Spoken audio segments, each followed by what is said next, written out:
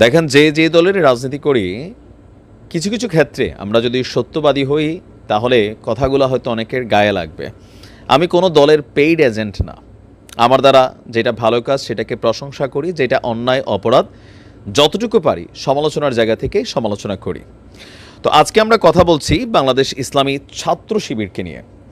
ব্যক্তি জীবনে যখন কলেজ পর্যায়ে পড়াশোনা করেছি, রাজনীতিও করেছি কম বেশি, তা আমাদের রাজনীতিগুলো আসলে এখনকার মতো এত ভায়োলেন্স টাইপের রাজনীতি ছিল না সেই 15-20 বছর আগে। এখনকার রাজনীতির হিসাবটাই বদলাই গেছে। যাই হোক, তো তখন থেকে একটা জিনিসই দেখছি, কাছের বন্ধুবান্ধব কেউ ছাত্রদল করছে, কেউ ছাত্রলীগ করছে, কেউ ছাত্র শিবির করছে। তো শিবিরের যারা কর্মী ছিল এদের মধ্যে একটা ডিফারেন্ট টাচ ছিল। আর এই ডিফারেন্ট টাচের কারণেই 1971 সালে বাংলাদেশ জামাত ইসলামের বিতর্কিত ভূমিকার পরেও যত দিন গিয়েছে জামাত ততটা শক্ত হয়েছে। মেইন রিজন হচ্ছে system, chain of command. Chhatra League, Chhatra Dal, আমাদের যে সংগঠনগুলো আছে, আমাদের অ্যাক্টিভিটিসের সাথে শিবিরের অ্যাক্টিভিটিস আপনি তুলনা করলে দেখবেন একটা বিশাল ফারাক পড়ে। যেখানে একটি ইউনিভার্সিটিতে ভর্তি পরীক্ষা, আপনি দেখবেন শিবিরের ছেলেরা সবাইকে খুব হাসি মুখে সহযোগিতা করে, আপনারা দেখলে সালাম দিয়ে কথা বলে, পারলে একটু উপকার করে। বাকিরাও করে না তা না, করে। তবে আমাদের বাকি দলগুলোর মধ্যে বেটা আমিকে চিনস, ভাইয়ের অমুক, তুমকের এমপি তুমক, এগুলোর একটা প্রভাব বিস্তার হয়। কিন্তু শিবিরের মধ্যে এই জিনিসটা 100-তে হয়তো 5% আছে, 95% ডিফারেন্ট। তো নতুন বছরে শিবির যে প্রতিজ্ঞা করেছে আগামী জাতীয় নির্বাচনের আগে তারা যদি তাদের এই প্রতিজ্ঞা রাখে তাহলে নির্বাচনটা অনেক হার্ড ওয়েতে চলে যাবে, বিশেষ করে বিএনপির জন্য। কারণ আমরা একদিকে ছাত্রদলের বিভিন্ন ভূমিকা যদি দেখি, অপরদিকে শিবিরের বিভিন্ন ভূমিকা দেখি, মার্কের দিক থেকে শিবির আগায় আছে অলরেডি।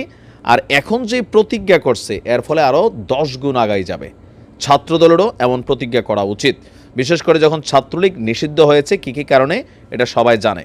আচ্ছা, তো নতুন বছরকে সামনে রেখে নতুন বছর আসার পরে প্রতিজ্ঞাবদ্ধ হয়েছে বাংলাদেশ ইসলামী ছাত্র শিবির। প্রতিজ্ঞা অনুযায়ী সংগঠনটি নতুন বছরে কোনো মানুষের সাথে, কোনো ছাত্রছাত্রীদের সাথে খারাপ আচরণ করবে না এবং অন্যের ক্ষতি হয় এমন কাজকর্ম করবে না।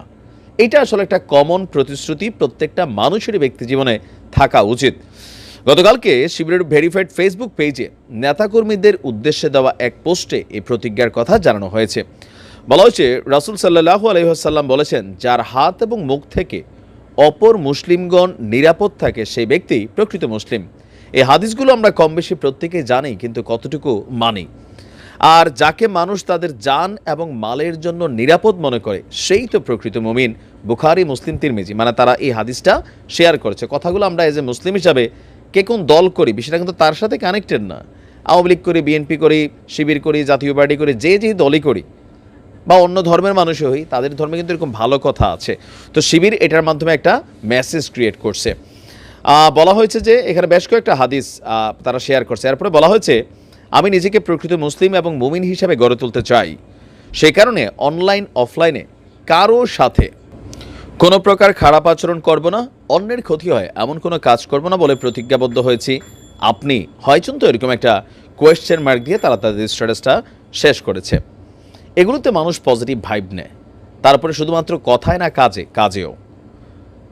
আমি বরাবরই বলি, আমাদের বাংলাদেশ আওয়ামী লীগ, বিএনপি, জাতীয় পার্টি, অন্যান্য যে দলগুলো আছে তাদের যে সহযোগী সংগঠন হিসেবে ছাত্র কানেক্টেড যেই সংগঠনগুলো আছে, এগুলোতে আমূল সংস্কার করতে হবে, পরিবর্তন করতে হবে। কলেজ ক্যাম্পাসটাকে নিরাপদ করতে হবে। ছাত্রদের রাজনীতি হবে ছাত্রদের কল্যাণের জন্য। আমি কে তুমি কে এরকম ভাবটাব নিয়া এরে হেরে থাবর চটকানা দেওয়া, গ্যাস ড্রুম তৈরি করা, পড়াশোনা বাদ দিয়া কলেজ ক্যাম্পাসে গুন্ডামি পান্ডামি করা, হ্যাঁ, তারপর হচ্ছে এমপির কথায়, নেতার কথায় টেন্ডারবাজি করা, চাঁদাবাজি করা, এগুলো থেকে বের হয়ে আসতে হবে। বের হইতে না পারলে মানুষ আপনার সামনে কিছু বলবে না, কিন্তু আপনাকে প্রচণ্ড ঘৃণা করবে। কারণ ভালো কাজ ভালো কাজই। আমরা আশা করি এটা শুধু শিবিরের প্রতিজ্ঞা হওয়া উচিত না, প্রত্যেকটা রাজনৈতিক দলের যারা নেতাকর্মী আছেন, ছাত্রদল, তারপর হচ্ছে যে এই মুহূর্তে যারা মাঠের রাজনীতিতে আছেন, আপনাদের এই জিনিসগুলো ফোকাস করা উচিত যে কিভাবে জনগণের মন জয় করতে হয়। ভালো থাকুন।